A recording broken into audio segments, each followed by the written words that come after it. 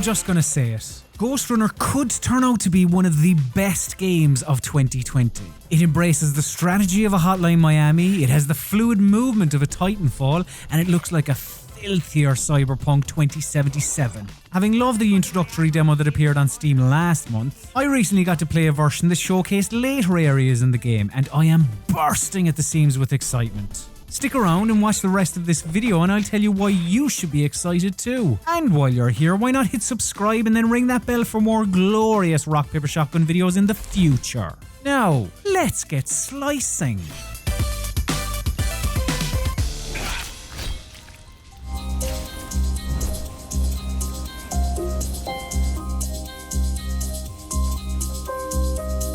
Once you pass go, you f***ing go. Duck, slide, swipe, jump, wall run, strafe right, kill, breathe. When you put your right foot in front of your left, you better have a decent idea of where you want to end up. Otherwise, you'll simply end up dead. Developer One More Level didn't call this go stop and have a natter now, did they? We caught up with the team recently and were told that nailing movement was massive to the 30-person team.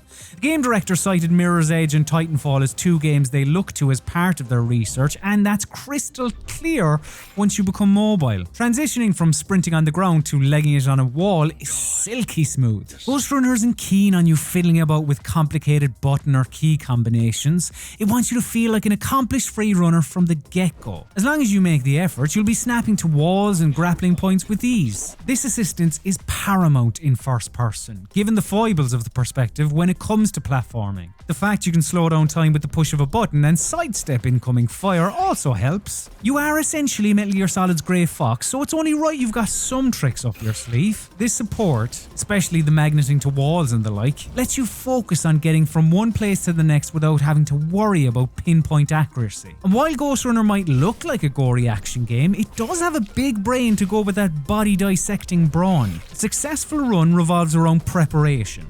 You have to survey an area before you jump in and then try to remain conscious during execution.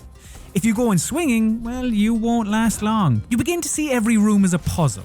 Some funnel you through a set path, whilst other, larger spaces offer up a few different solutions. Once you get out of the tower's foundations in the Steam demo, you'll see massive futurescapes. Instead of offing 4 baddies in a particular order, you're given ample surfaces to run on in the more open areas. And you must figure out what route works best for you. The only correct answer is the one where you're still alive at the end. And even in our preview build, you see the designers constantly trading up, throwing in new puzzle pieces to refresh the challenge. In one part, there was a network of magnetic zip lines to rip you between rooftops. In another bit, you've shield generators making certain enemies resistant to blades, forcing a new route to take them down. In some sections you can even skip guards entirely. Whether death plays a part in the resolution or not, the more spacious locations still, wonderfully, feel somewhat claustrophobic. Because you're not given enough time to get your bearings once you grab the attention of your enemies. You have to act. And when gunfire is coming from multiple angles, you have to find those inches. They're everywhere around you and make the difference between winning and losing, between living and dying. That's football. And Ghostrunner. Tenants found outside their homes will be considered part of the rebel forces and treated as such. If combat is a puzzle, then Ghostrunner's enemies are the most important jigsaw pieces. You know, the corners, the edges, the bits that make the rest of it make sense. They're also bloodthirsty bastards with one single aim: kill the agile swordsman. But their firepower, as strong as it is, can be bested by your blade, as long as you take the time to learn their behaviours.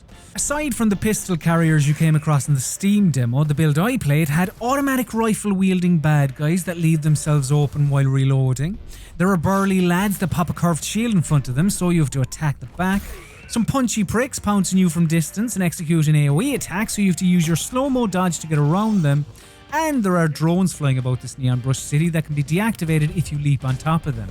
And they can even be steered into nearby enemies for an explosive takedown. These guys are a game design double whammy, a combat threat and a platform mechanic.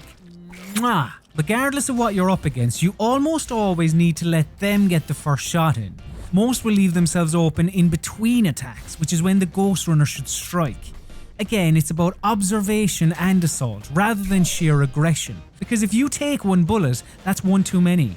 You may be a fancy futuristic parkourist, but you'll go down if your adversaries can land a single shot. But that goes both ways. Once you can reach your target, you become a JML mandolin, effortlessly julienning angry vegetables. One more level told us it was imperative for the player to feel powerful, so they made the hitboxes of enemies relatively forgiving. Once you're within slicing distance, it's harder to miss than hit. Given the emphasis on the journey rather than the destination, it's a terrific decision. Decapitating your attackers is as exhilarating as it is because of everything you do beforehand. Like here, I'm holding my breath as I dodge lasers, wall running and grappling from platform to platform, slicing every baddie in front of me. I can only exhale when I know I've done my job. Hang on, stop it there. I'm lying to you that this wasn't my first run at this bit.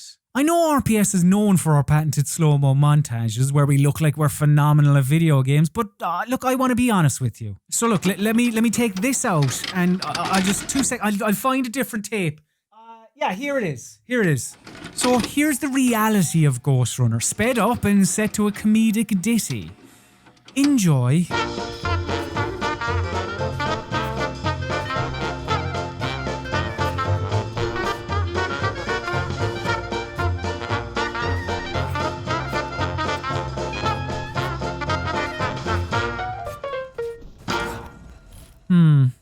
Maybe I'm being too honest. One more level told us there'll be over a dozen enemy types in the final game, and if they're as varied as the ones I came across, that's going to make for some exceptional encounters. There'll also be a smattering of boss battles, and while I didn't get to play any, I did see a little cutscene that plays before one, and yeah, I tend to agree with Architect. This is troublesome. Now, let's take a look inside. This may feel a little strange. Recognising that exposition could be easily missed during fast-paced play, one more level sticks most of their story in the Cybervoid, a visual representation of the network within the tower that you're scaling. This area, which you'll visit after every few missions, will provide you with an insight into who you are as well as the power struggle that your guide, Architect, had with the megastructure's new ruler, Mara the Keymaster. The devs acknowledge that some will want to ignore the narrative, so you're not going to have to sit through any 30-minute long cutscenes. But there is a story here for those that want it. And I know I do. It could turn out to be quite cookie cutter. There's strong GLaDOS vibes from Architect, but I'm hoping that Ghostrunner's story is better than a sci-fi retread. The fact he can talk gives me some hope that he's more than just an athletic bladesman. Aside from the chin wagging, the Cybervoid has some light puzzle solving and platforming, which I'm sure will provide a palate cleanser between all the running and murder. But it's more than a meditative hub. Cybervoid is also where you go to learn new powers. The only one I got to check out was Tempest, which is essentially a force push. When activated, Tempest can obviously blast enemies back, but it can also be used to volley bullets or projectiles back at their sender. There is a cooldown between uses, but you can speed that up by killing a few folks. It is tremendously outrageous. Thankfully, one more level told us there'll be plenty of other superpower delights to mess around with in the final game. In fact, there's going to be a full-on progression system that will allow you to upgrade your special abilities. For example, you'll be able to increase the range of your Tempest push, but you won't be able to unlock everything in one playthrough, so you'll have to figure out which powers you want to enhance before you commit. While it might upset those that want it all, it definitely adds some replay value to anyone looking to jump in and climb the tower for a second time. Or a third, or a fourth, or fifth, or sixth. That will have to do for now. Given the success of the recent demo among speedrunners, there's no doubt one more level is keen to give everyone a reason to play Ghostrunner more than once. While they didn't confirm a time trial or challenge mode, it seems like an open goal. They added a timer and a death counter to the demo once they realised how popular it had become in speedrunning circles, so it's safe to assume the studio is going to add something similar to the game at launch. There's incredible potential here, and the devs would be silly to let it pass them by. For those of us that aren't quite as quick, there is room for some exploration in the quieter moments, and levels will be stocked with collectibles. While there weren't any in what I played, I could certainly envision some in the harder to reach areas, so plenty in here for another run. And a great excuse to drink in those vast cyberpunk designs that you'd otherwise be legging it through.